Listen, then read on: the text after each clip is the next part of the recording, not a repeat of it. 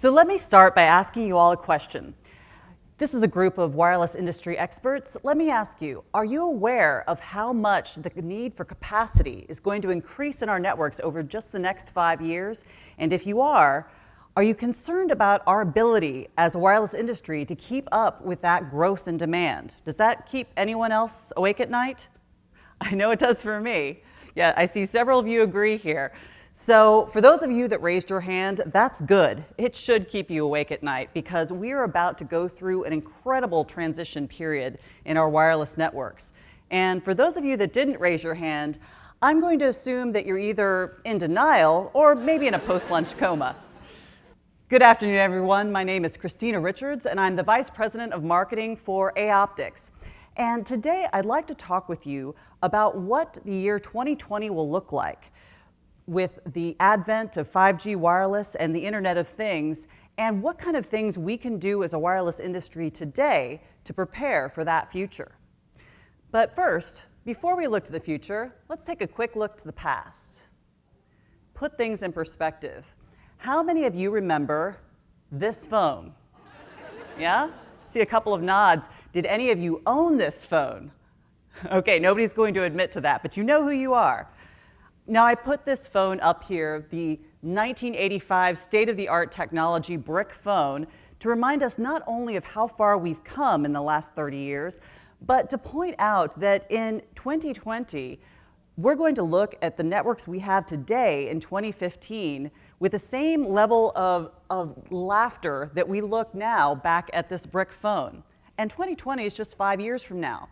What that means is that the growth of our networks are going to be so exponential, the change in the types of applications we use and how we interface both with our devices and from machine to machine, that the 30 years that have happened up till now are going to be completely eclipsed in the next 5. So now that we've taken a quick look back to the past, let's look to the future. In 2020, the Olympics will be held in Tokyo, Japan. And this is the location where a lot of us in the wireless industry expect to see the first deployments of 5G on a large scale. We'll see pockets of 5G pop up prior to that, but this is the place where we really expect to see it in full force. It's interesting that it'll happen at the 2020 Olympics because historically in 1964, that was the last time we had the Olympics in Tokyo, and at that time, we saw the very first ever live satellite transmission of color television from Tokyo to the US.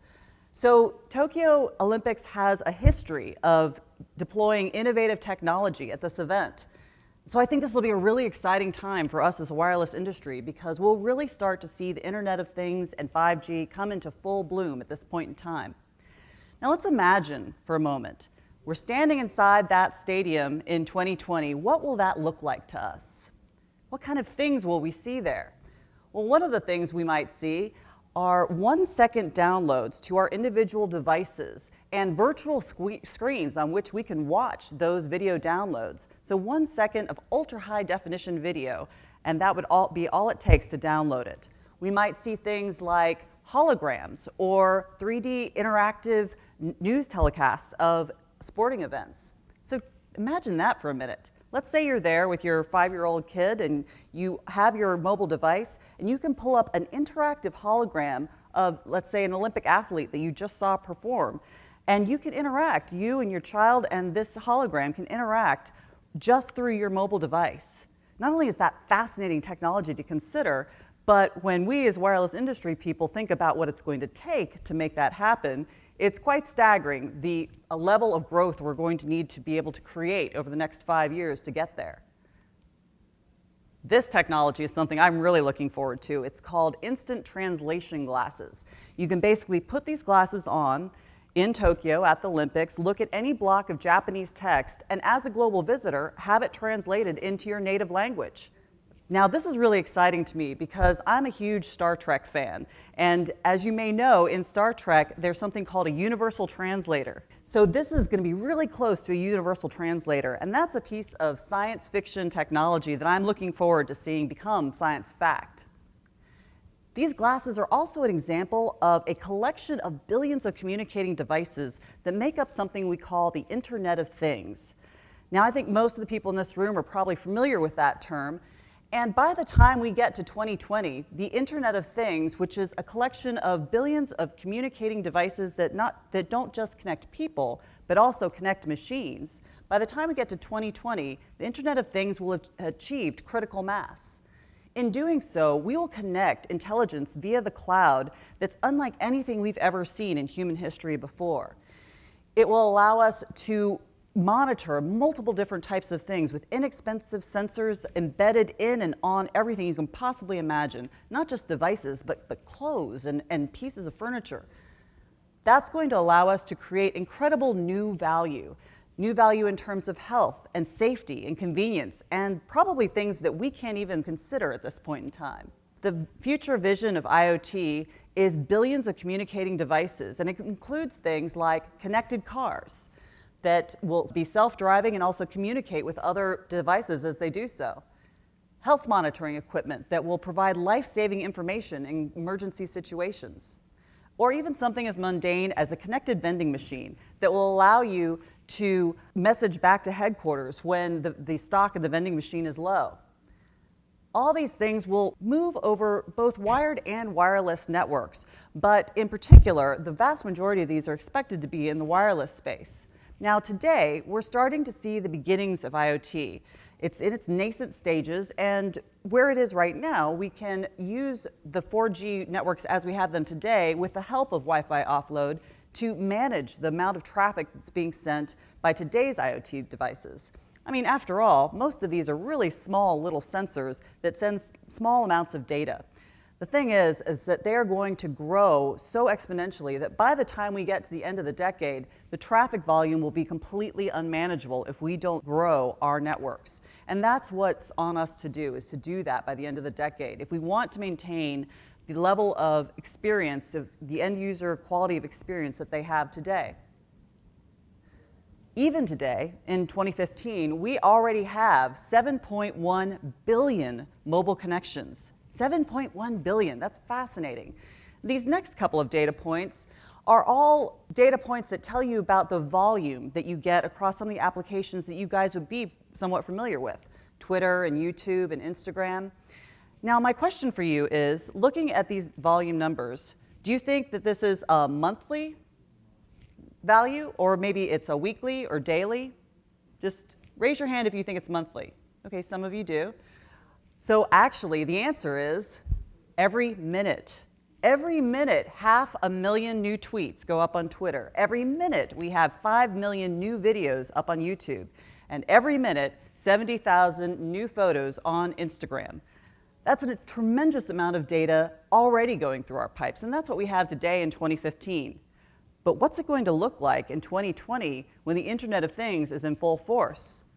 Well, it's not 7.1 billion mobile connections anymore. Now, it's 11.5 billion mobile connections. 11.5, that's more than there will be people on the earth at that point in time. But that kind of makes sense because, as we know, Internet of Things is not just connecting people to people. Now we're connecting machines to machines as well as machines to people. So 11.5 billion mobile connections in 2020, and of those, you've got over 25 billion machine-to-machine connections that are happening within those mobile devices. We also will be driving $4 trillion worth of revenue opportunity by that point in time, and 50 trillion gigabits worth of data. Most of you are familiar with the Cisco VNI reports that talk about the exabyte era. We are definitely well into the exabyte era, and if you look at 2020 and divide that down to a per minute value, you get 50 trillion. So that will be 50 trillion gigabits of data per minute in 2020. So you take one look at this, and we know that we've got to do some extraordinary things with our networks to be able to handle this. A revolutionary new network backbone will be required, and today we want to talk about what we need to do to get there. So what are the expectations for 5G? And we know that the standards aren't entirely sorted out for 5G just yet, but there has been some recent goals put forward by 5GPP, the standards body, about what they want to see 5G achieve. And what it boils down to is essentially two things: more bandwidth and less latency. Now, that's a very simple way of saying a very complex set of goals. And if we talk a little bit more about what those goals are, We're talking about network capacity. So for network capacity, we're needing to connect 100 billion different devices. That's the goal of 5G, to connect 100 billion devices. To do that, we'll need a network that can provide 10,000 times more traffic capacity than our networks today. And this is what we're trying to do in a 5-year period. You can imagine what that's going to take in terms of new technologies to achieve that. Cost and power are going to be a huge factor in developing 5G. We'll need ultra-low cost machine-to-machine connections, and we'll need to significantly improve energy consumption, not just of the small devices, but also of our handheld devices, to be able to handle the amount of data that we're pushing through them. It takes a lot of power today to push that kind of data through, and we'll have to really improve those technologies as well. Data rates themselves, what are those going to be? Well, 100 megabits per user for a general end user rate, regardless of where they are in the network. So if they're on a fast-moving train or standing still, 100 megs, but with the option of a 10 gigabit peak end user data rate. 10 gigabits per user. It's fascinating. Compare that to what we have today. It's almost unthinkable, but we will need this for things like ultra-high definition video. They will need these kind of data rates, and that's what we're going to have to deliver. Latency is also going to become a very critical factor. We'll need low latency devices. In fact, the goal of 5G is to provide less than 1 millisecond of latency for the applications that need it. Now, not all applications will need something this low, but compared to the average of 50 milliseconds that we have in today's 4G networks, that's a significant jump. We need it for things like emergency services, remote surgery, or self-driving cars. Will all require this kind of latency.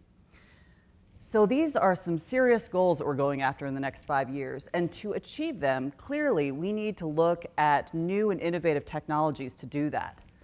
So let's talk about new technologies that will get us there.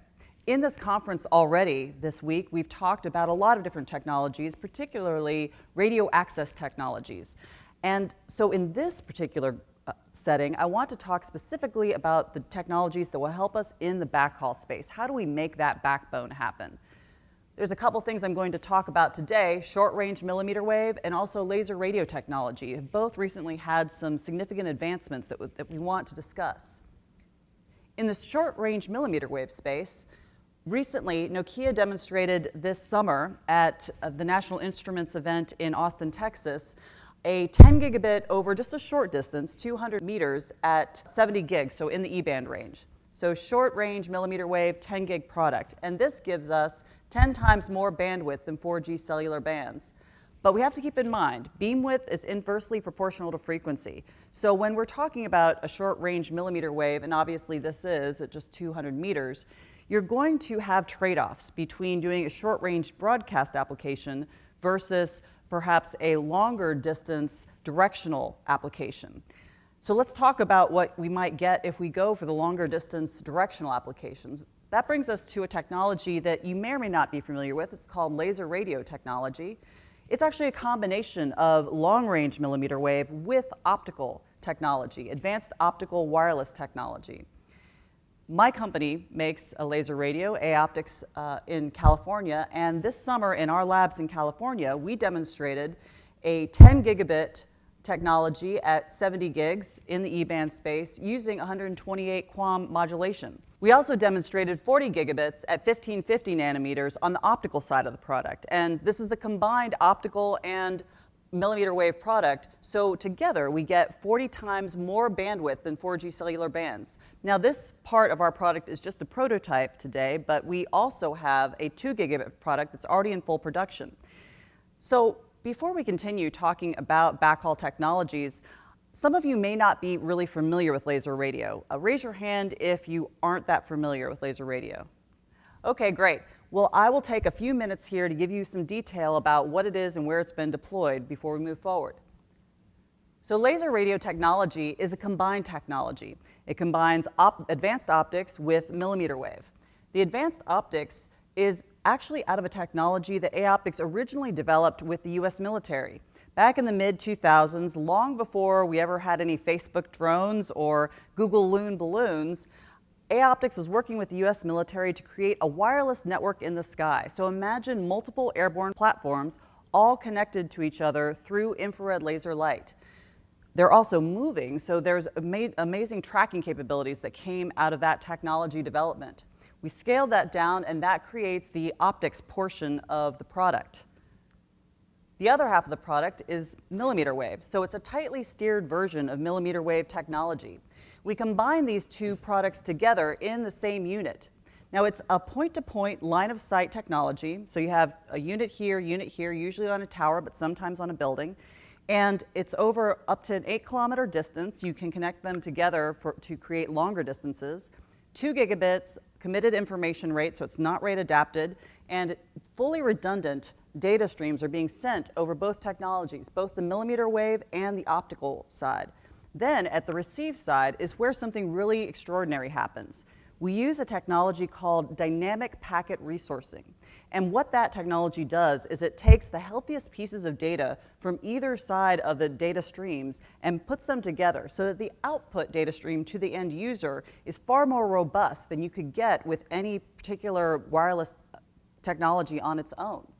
So these two together make up what we call laser radio technology. And it is a multi-gigabit wireless transport for carrier-grade networks, 2 gigabit product over up to 8 kilometers with carrier-grade availability. And it's largely deployed in the mobile backhaul space at this point.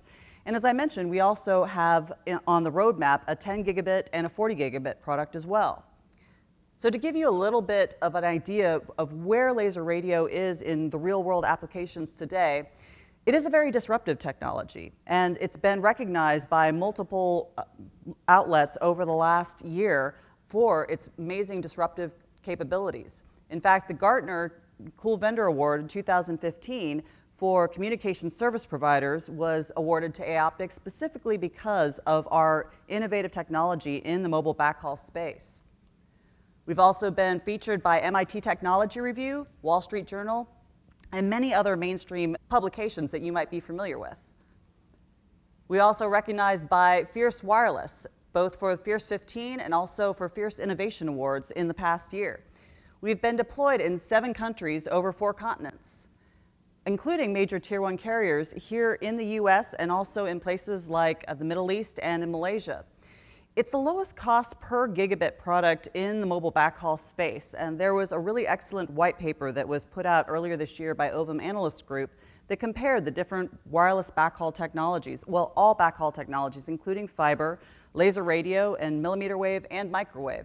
And it does a really great cost analysis of how those different technologies deploy in the macro cell backhaul space. And as I mentioned, we have a roadmap to a 40 gig product expected to be out on the market by the end of 2016. So this is a little bit of background on laser radio. And now that you guys are familiar with the technology, I'd like to go back to our discussion on how we evaluate the backhaul technologies. So when we're evaluating backhaul technologies, not just for 5G, but also for 4G, it really comes down to 2 different sets of business decisions. You've got technology decisions and business decisions. Now, in the technology decision space, it comes down to 3 things: capacity, availability, and distance. And there's a sweet spot right in the middle where these 3 things can converge to get you your best mobile backhaul solution. The challenge is that often these 3 things are in conflict with each other. For example, if you're trying to use a wireless technology and you use a traditional millimeter wave technology, you might be able to get a 1 or 2 gig capacity millimeter wave product, but it's at a higher modulation scheme. So you end up having to compromise either on distance, going a very short distance, or on the availability, which nobody wants to do. Conversely, if you knew you needed a distance product and you needed to go tens of kilometers, you might go with a microwave product. But then you're looking at a compromise in capacity. You're now at 100 meg, maybe 50 meg to go that longer distance. There's really only a couple of wireless technologies that can give you a macro cell distance above a 1 gigabit capacity and with carrier-grade availability. And laser radio technology is one of those technologies.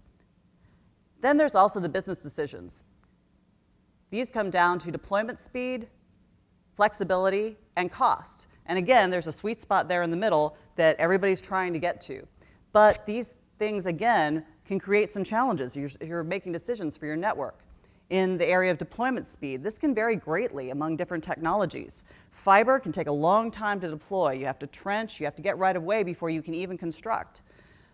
Whereas there are technologies like the AOptix laser radio where when you put up the 2 units on either tower, and we have an alignment capability that allows us to get our alignment within 20 minutes, then you've got a very short deployment cycle out in the field, and it's much more low cost, and you can get to your revenue and to your customers much more quickly. Flexibility is also a key thing. Sometimes there are wireless technologies that you can't put onto a monopole because they can't manage the twist and sway. In the AOptix product, we have something we call active beam steering. It allows us to keep the beams constantly aligned with each other so that you never have an issue with twist and sway knocking your beams out of alignment. So the combination of these 2 decisions allow you to determine what the best mobile backhaul technology will be for your particular deployment. And in the case of 5G, we have to think about all of these things and how we can make the right decisions now to grow our networks to be prepared for 5G and for the Internet of Things in the future. So how can we do that? How can we prepare today's networks for 5G? Well, we can do it by deploying adaptable infrastructure. Infrastructure that allows us to have scalable capacity over these next 5 years as we go into this exponential growth phase. And the one thing we do know is that growth will be exponential, not linear. So we have to start today to put in technologies that can handle this expansion. If we build today's network with 5G in mind, then we'll be able to keep up with the curve. And if we don't, we will be left in the dust. So it's critical that we incorporate cutting-edge technologies like laser radio and the other ones we've talked about today at this conference in the networks that we're building for the next 5 years. If we do that, if we use an adaptable infrastructure that will allow us to expand to meet this need, then we can make the visions we've talked about today of 5G and the Internet of Things a reality. And that's where we should try to head with our networks as we build them today. So thank you guys so much for your time. I really appreciate it.